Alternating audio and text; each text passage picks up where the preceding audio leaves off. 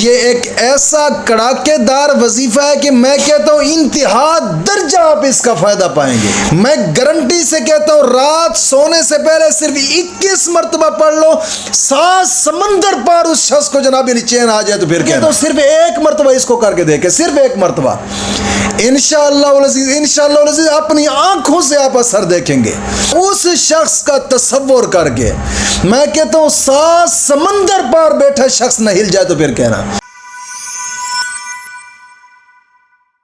रब्बिल आलमीन वस्सलातु वस्सलामु अला सय्यिदिल अंबिया वल मुरसलीन अम्मा बअदु फ़अऊज़ु बिल्लाहि मिनश शैतानिर रजीम बिस्मिल्लाहिर रहमानिर रहीम इहदिनस सिरातल मुस्तकीम सदक़ल्लाहु मौलानल अज़ीम। रूहानी पावरफुल वज़ाइफ में से आज एक अहम सबक दोस्तों की नज़र करना है, जो कि मोहब्बत का एक ख़ास इस्म आज़म और पावरफुल वजीफ़ा है। इस इस्म आज़म को रात को सोने से पहले सिर्फ़ 21 मरतबा पढ़ना है बस। दोस्तों एक बात ज़रूर याद रखें कि ये जो वज़ाइफ होते हैं, वज़ाइफ ये हमेशा जायज़ मकसद के लिए होते हैं, कोई नाजायज़ के लिए नहीं होते कि आप दुनिया को हासिल करने की खातिर जनाब अली बस मतलब परस्ती करें, उनको करें और सेट पे ये कभी भी असर नहीं होगा। कभी भी जो भी आप वजीफ़ा करना चाहें तो जायज़ मकसद के लिए करें बस। जायज़ मकसद के लिए जब आप करेंगे तो इंशाअल्लाह अल अज़ीज़ कामयाबी भी होगी और आपकी दुनिया आखिरत दोनों संवर जाएंगी। जायज़ मकसद के लिए हो और नाजायज़ के लिए बिल्कुल ना। और ये जो दुनिया की मोहब्बत है जिसके अंदर जनाब अली आजकल लोग बिगड़े होते, मैं फ़लाँ पे मरता हूँ जी, मैं फ़लाँ पे मरता, सब झूठ है। कोई किसी के पीछे नहीं मरता, बिल्कुल फ्रॉड और झूठ है, झूठ के अलावा और कुछ भी नहीं है। दोस्तों ये अंधेर नगरी है। इस अंधेर नगरी के अंदर अंदर बहुत बड़े बड़े अजदहा पड़े हैं, बहुत बड़े बड़े अजदहा जो सिर्फ और सिर्फ धोखाबाजी में जनाब अली लिपेट कर डंग मारा और सेट पे हो गए। कोशिश करें कि जायज़ काम के लिए करें, नाजायज़ के लिए बिल्कुल। और आज के वजीफ़े की भी जो सबसे पहली शर्त है वो नमाज है। याद रखिएगा कुरान करीम में आता है कि नमाज हर बेहयाई से रोकती है। मैं हैरान हूँ कि अगर कोई बंदा नमाज पढ़ता है तो दुनिया की मोहब्बत में फंस कैसे गया है। नमाज तो हर बेहयाई से रोकती है और फिर ये दूसरे की मोहब्बत बस मेरे तो दिल से निकल ही नहीं रही जी, मैं तो बस मरने के करीब हो गया हूँ जी, मैं तो उसके सिवा ज़िंदगी नहीं। सब झूठ है। जब माँ के पेट से आए थे तो अकेले थे, जाना भी अकेले है, कोई किसी के साथ नहीं जाने वाला। और वैसे भी ये दुनिया एक खेल है, तमाशा है। और अल्लाह रब्बुल इज़्ज़त का कुरान भी इसके बारे में फरमाता है कि वज़रिब लहुम मसलल हयातिद दुनिया कमाइन अनज़लनाहु मिनस समाई फ़ख्तलत बिही नबातुल अर्द फ़अस्बह हशीमन तज़रुहु रियाह व कानल्लाहु अला कुल्लि शैइन मुक़तदिरा। अल्लाह रब्बुल इज़्ज़त फरमाता है कुरान करीम के अंदर, फरमाया कि उनके सामने ज़िंदगी दुनिया की कहावत बयान करो, यानी दुनिया की ज़िंदगी की जो कहावत है वो बयान करो। जैसे हम आसमान से पानी उतारते हैं और वो पानी ज़मीन पर जब गिरता है तो उस ज़मीन से सब्ज़ा उगता है और फिर वो सब्ज़ा कुछ वक़्त गुज़रने के बाद वो खुश्क हो जाता है और जब खुश्क हो जाता है वो खुद ब खुद गिर जाता है। यहाँ से हवाई उसको उड़ा कर ले गई, पता भी नहीं चला कि इस जगह पे सब्ज़ा था या नहीं था। बुज़ुर्ग फरमाते हैं कि ज़िंदगी दुनिया की यही मिसाल है उसकी। और इसके बारे में कुरान भी फरमाता है कि दुनिया की ज़िंदगी बस ये मिसाल है, आए गए पता भी नहीं चला। मैंने एक आयत पढ़ी थी, गालिबन मौलाना रूमी ने लिखी। एक बादशाह था, अपनी जनाब अली कचहरी में बैठा था। थोड़ी देर गुजरी तो एक फ़कीर आया उसके पास और फ़कीर सामने बैठा। उस वक्त के जो बादशाह थे वो बादशाह उलमा की बड़ी कदर किया करते थे, बड़ी कदर किया करते थे। बादशाह भी नीचे बैठ गया और वो फ़कीर आलिम दीन भी नीचे बैठ गया। तो बादशाह ने अपने वज़ीर से कहा कि पानी लेकर आएँ। उस वक्त बर्तन तो ये स्टील के या जस के तो होते नहीं थे, तांबे के नहीं होते थे। उस वक्त बर्तन हुआ करते थे मिट्टी के, और वो मिट्टी के प्याले के अंदर पानी लेकर आया, उसने बादशाह को दिया। बादशाह जब पानी पीने लगा ना तो फ़कीर ने अजीब सी बात कही। फ़कीर कहता, वाह मौला तेरी कुदरत के रंग हैं। अजीब बात है कि बादशाह की खोपड़ी में बादशाह पानी पी रहा है। अजीब सी बात है। बादशाह ने जैसे मुंह के करीब जनाब वो प्याला लाया तो नीचे कर दिया। हैरान हो गया कि फ़कीर ये कौन सी बात कर डाली तूने। फ़कीर ने कहा, बात तो मैंने बिल्कुल सच्ची की है, अगर तुझे यकीन नहीं आता तो इस प्याले से पूछ। जब बादशाह ने उस प्याले से पूछा तो मौला करीम ने उस प्याले को गोयई अता फरमाई। प्याला बोल पड़ा। प्याला कहता है, हाँ बादशाह वाकई ऐसी बात है। एक वक्त था, वो फलां सल्तनत का मैं बादशाह था, मेरे जनाब नौकर थे, चाकर थे, कई घोड़े थे, जायदादें थी, ज़मीनें थी, बीवियां थी, नौकरानियां थी, बहुत बड़ा निज़ाम था जो मेरे माताहत चलता था। बैठा था कचहरी में अपने तख्त पर, पता भी नहीं चला। इज़राइल आया, उसने 1 मिनट की मोहलत भी ना दी मुझे। मेरी रूह कब्ज़ की, उधर से ऐलान हो गया कि बादशाह जनाब अली फौत हो गया है। उस ऐलान के बाद लोगों ने मेरा जनाजा पढ़ाया, जनाजा पढ़ के मुझे दफना दिया। वक्त गुजरता गया, ऐसा गुजरता गया, नस्लें तब्दील होती गई। एक वक्त ऐसा आया कि वो कब्रिस्तान ही मिट गया, कोई नामो निशान नहीं रहा कब्रिस्तान का। एक शख्स ने जनाब अली उस ज़मीन पर कब्ज़ा किया।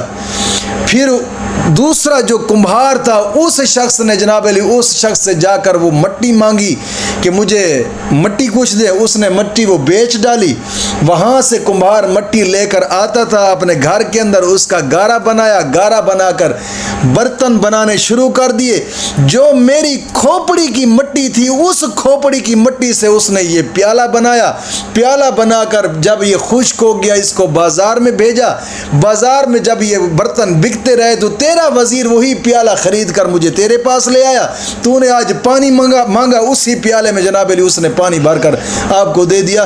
बादशाह सलामत। फ़कीर जो बात कर रहा है, बात तो ठीक है कि बादशाह की खोपड़ी में बादशाह पानी पी रहा है। दोस्तों, बात करने का मकसद यह है कि बुजुर्ग फरमाते हैं, कई बादशाह गुजर गए ऐसे, कई वजीर मशीर गुजर गए ऐसे, कई जनाबिली पैसे पाव वाले फिरौन गुजर गए यहाँ से, लेकिन कोई नहीं रहा। ये दुनिया की मोहब्बत यहाँ पे ही रह जानी है, कोई किसी के साथ नहीं जाता। लेकिन अल्लाह रब्बुल इज़्ज़त ने, एक बुजुर्ग ने मिसाल दी है कुरान करीम के अंदर, कई तफसीरों के अंदर भी मिसाल दी कि एक शख्स था, जंगल में जा रहा था, उसके पीछे से शेर आया। वो शेर के डर से भागा आगे, जनाबिली भाग रहा था कि आगे एक गड्ढा था और उस गड्ढे के अंदर जनाबिली अजदहा पड़ा था। अब पीछे शेर है, भागता है, आगे गड्ढे के अंदर अजदहा है। ऊपर से साथ देखा तो एक दरख्त था, उसके ऊपर जनाबिली टहनी लटक रही थी। उसने टहनी से पकड़ा और दरख्त के ऊपर चढ़ गया, उस टहनी पर बैठ गया। भाई चलो जान बचा लूँगा, आगे अजदहा है, पीछे शेर है। टहनी से पकड़कर दरख्त के ऊपर टहनी पर बैठा रहा। जनाबिली साथ ही देखा तो 2 चूहे थे, एक काले रंग का और एक सफ़ेद रंग का, वो उस टहनी को काट रहे हैं। इसने कहा कि उधर पीछे शेर आ रहा था, आगे गड्ढा है, वहाँ अजदहा है, ऊपर लड़का हूँ जनाबिली दरख्त की टहनी के साथ, इसको चूहे काट रहे हैं। अजीब सी बात है। अचानक नज़र पड़ी, उस दरख्त के ऊपर फल थे और बड़े मीठे मीठे थे।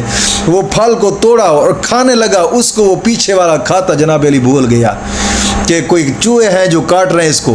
फल खाता रहा। आखिरकार चूहों ने जनाबिली जब पूरी टहनी काटी, ये गिरा तो जनाब अली वो शेर के मुंह में गया, वहाँ से गिरा गड्ढे में गया। आगे जनाब अली अजदहा ने उसको पकड़ लिया। बुजुर्ग फरमाते हैं, ये जो जा रहा था जंगल में, ये जंगल दुनिया है, जंगल दुनिया है। जो पीछे शेर आ रहा था इसको खाने के लिए वो मौत है। आगे जो अजदहा की मिसाल दी है फरमाया ये जहन्नम है। जो चूहे देखे जो टहनी को काट रहे थे, काला और सफ़ेद, एक रात और दिन थे जो गुजर रहे थे, इसकी ज़िंदगी को गुजार रहे हैं, पता भी नहीं चला। ये दुनिया खाने के चक्कर में था, इसको सब कुछ भूल गया। उस वक्त आंख खुली जब गिरा, गड्ढे में गया और आगे अजदहा का शिकार बन गया। दोस्तों ये दुनिया बुजुर्ग फरमाते 3 सांस का नाम है। एक ले लिया, दूसरा ले रहे और तीसरे का पता भी नहीं ले सकते या नहीं ले सकते। इतनी मुख्तसर जिंदगी, और फिर इतनी मुख्तसर जिंदगी को दुनिया की मोहब्बत में लगा दें यार, फिर जीने का क्या मकसद, क्या फ़ायदा है जीने का। जो जायज़ मोहब्बत हो उससे तो कुरान भी नहीं रोकता, लेकिन नजायज़ मोहब्बत, खुदारा अपने आप को बचाएं इस अंधेर नगरी से, बचाएं अपने आप को। कुछ नहीं है इन मोहब्बतों में, बिल्कुल सब फराड और खाने के बहाने और धोखाधड़ी है बस, और कुछ भी नहीं है। बेचारे तो कई जनाब अली बच्चियाँ होती हैं इस तरह के मामलात में फंस गई, कई जनाब अली बच्चे इस तरह के मामलात में फंस गए। क्या है यार, क्या है दुनिया, क्या मोहब्बत है? कोई मोहब्बत नहीं होती।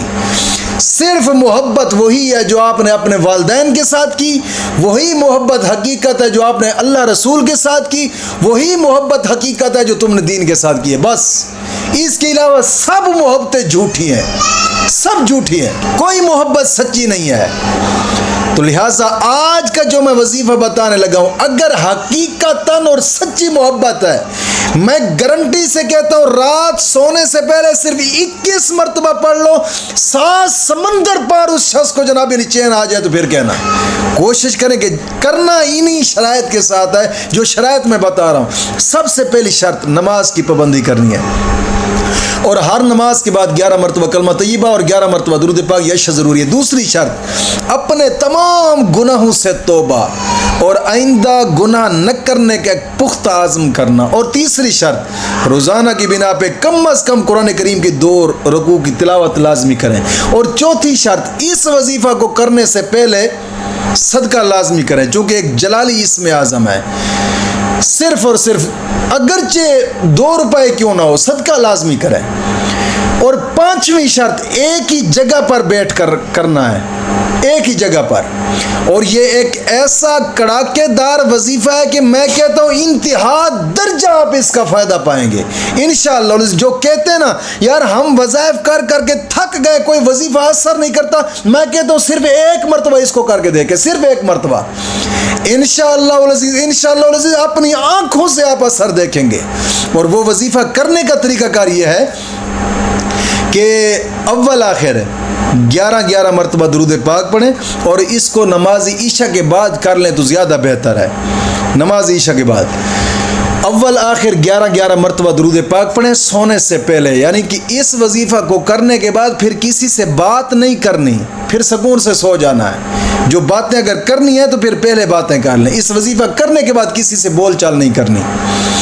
और रात को सोने से पहले अव्वल आखिर 11-11 मरतबा दुरूद पाक और 21 मरतबा इस इस्म आज़म को पढ़ना है उस शख्स का तसव्वुर करके।